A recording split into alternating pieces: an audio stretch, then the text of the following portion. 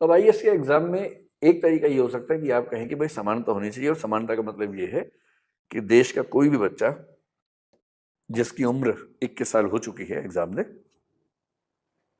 एक दो बच्चों की कहानी सोच के देखिए।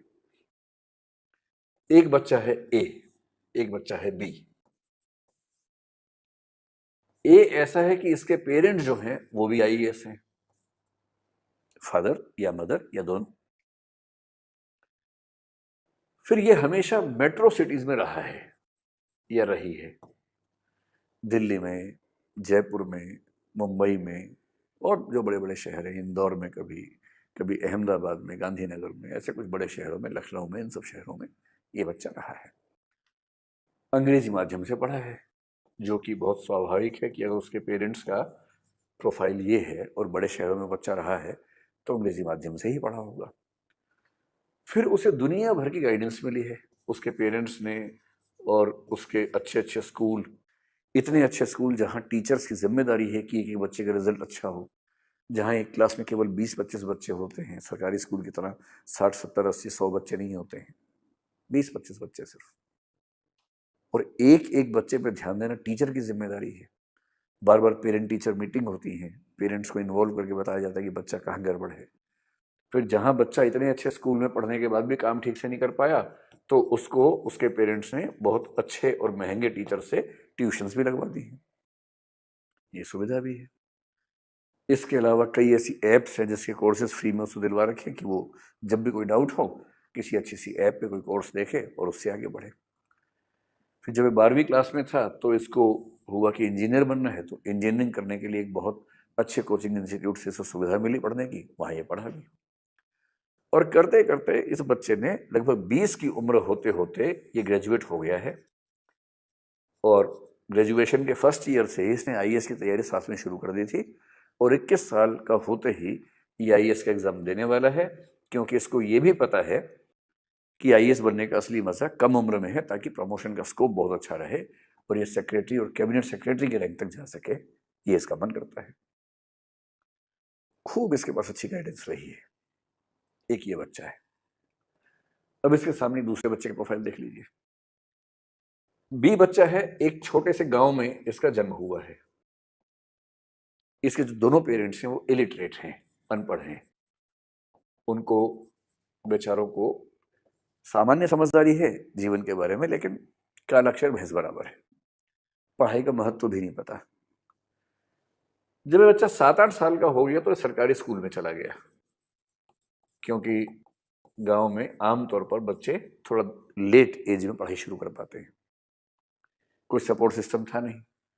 यहाँ से जो रीजनल लैंग्वेज होगी, जैसे मैं कल्पना करूँ कि हिंदी बेल्ट का है तो इसकी क्लासेस हिंदी मीडियम में होती थी, क्योंकि टीचर्स को भी हिंदी ही आती है, अंग्रेजी नहीं आती है।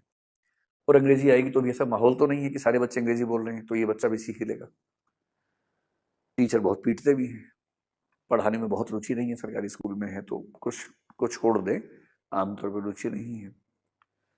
बच्चा स्कूल में कुछ ना समझ पाए तो उसके पास कोई अलग से गाइडेंस नहीं है। वो चाहे कि मैं ट्यूशन पढ़ लूँ तो उसके पेरेंट्स के पास इतने पैसे भी नहीं, और वहाँ पर कोई ऐसा अच्छा टीचर भी नहीं है कि उससे ट्यूशन पढ़ने को उसको बहुत फायदा हो। कोई ट्यूशन नहीं, कुछ नहीं। एक साल बच्चा फेल हो गया।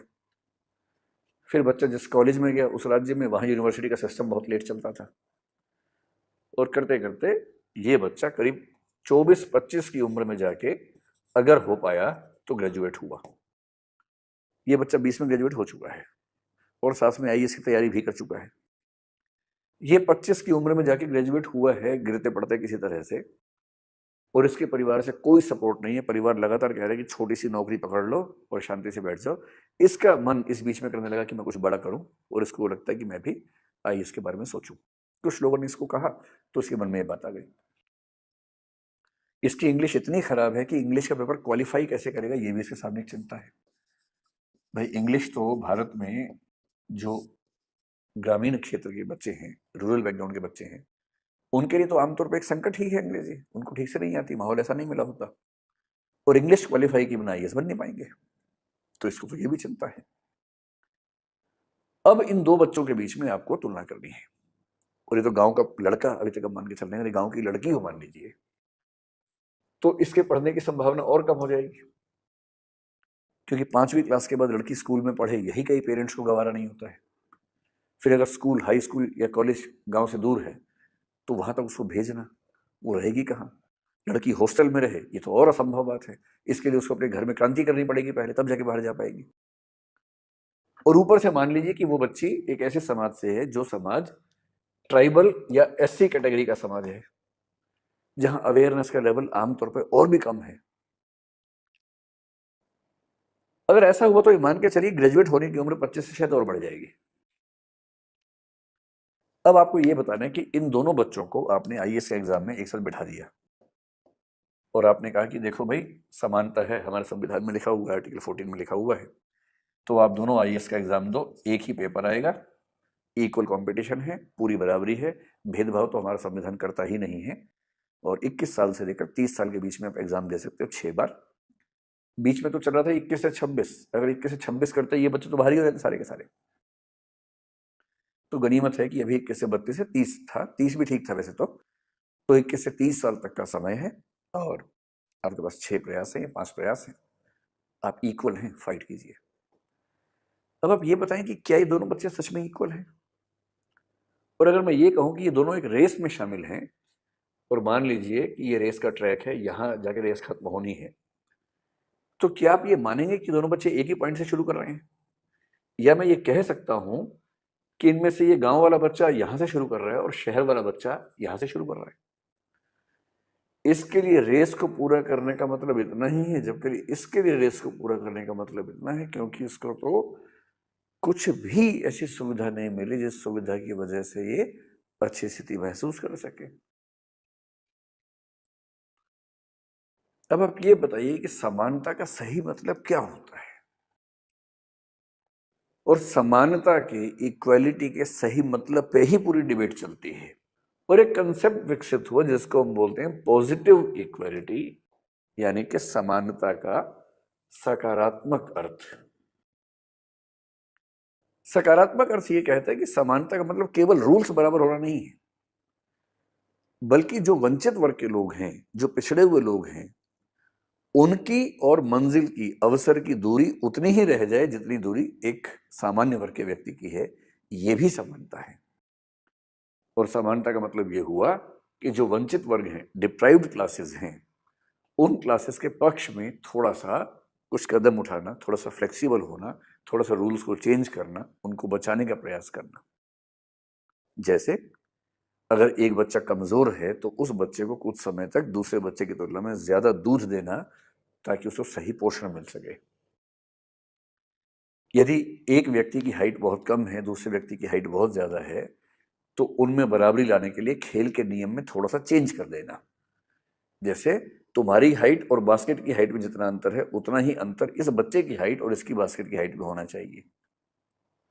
जैसे हम घर में करते हैं क्रिकेट खेलते हुए कि अगर छोटा बच्चा खेल रहा है हमारे साथ और साथ में बड़े लोग खेल रहे हैं, तो हम छोटे बच्चों को क्या बोलते हैं कि तुम्हारी 2 बारियां हैं, हमारी एक बारी है। क्यों करते हैं? हम जानते हैं कि उस कंपटीशन में वो टिक नहीं पाएगा, वो जल्दी आउट हो जाएगा, हम लोग जल्दी आउट नहीं होंगे। तो अगर वो जल्दी आउट हो गया तो उसका उत्साह खत्म हो जाएगा, उसका मोटिवेशन खत्म हो जाएगा, उसका खेलने का मन नहीं करेगा। उसके बाद उसका उत्साह बढ़ाने के लिए हम क्या बोलते हैं, तुम्हारी 2 बारियां हैं। फिर हम ये भी कहते हैं कि हमारे लिए बाउंड्री लाइन वो है, उसके पार छक्का होगा, लेकिन तुम्हारे लिए बाउंड्री लाइन ये है, तुमने इसको पार कर दिया तो छक्का मार लेंगे। जब घर की दुनिया में छोटे छोटे लेवल पर हम ऐसे रूल्स फ्लेक्सिबल बनाते हैं, तो बड़े स्तर पे क्यों नहीं? क्योंकि परिवार के स्तर पर हम उन सब बातों को समझते हैं जो समाज का स्तर आते ही भूल जाते हैं। और हेगल ने यही कहा था कि जो फीलिंग परिवार को लेके आती है, अगर वो समाज को लेके आने लग जाए तो समस्या खत्म हो जाए। पर होता क्या है कि जब तक हम परिवार में हैं तो हम चाहते हैं कि हम त्याग करें, और जब हम समाज में उतरते हैं तो हम चाहते हैं कि ज्यादा से ज्यादा संसाधनों को लूट लें अपने पक्ष में, बाकी लोगों को ना मिले। और इसीलिए हीगल ने कहा कि जो परिवार है उसमें जो अल्ट्रुइज्म है, इंडिविजुअलिस्टिक या पार्टिकुलरिस्टिक अल्ट्रुइज्म है, कुछ विशेष व्यक्तियों के प्रति त्याग की भावना है।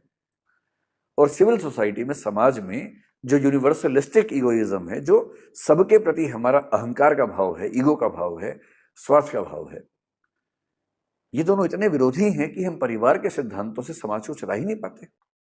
और उसी को ठीक करने के लिए हीगल कहता है कि राज्य का विकास हुआ, स्टेट डेवलप हुआ, जिसको उसने कहा कि उसमें यूनिवर्सलिस्टिक अल्ट्रुइज्म का काम करता है सिद्धांत, यानी सामान्योन्मुखी परार्थवाद कहते हैं, कि जिसमें सिस्टम तय करता है कि प्रत्येक व्यक्ति कम से कम इतना परोपकारी हो जाए जितना समाज को चलाने के लिए होना आवश्यक होता है। इसलिए जब हम कहते हैं कि समानता क्या है, समानता का ज्यादा अच्छा कंसेप्ट माना जाता है पॉजिटिव इक्वालिटी।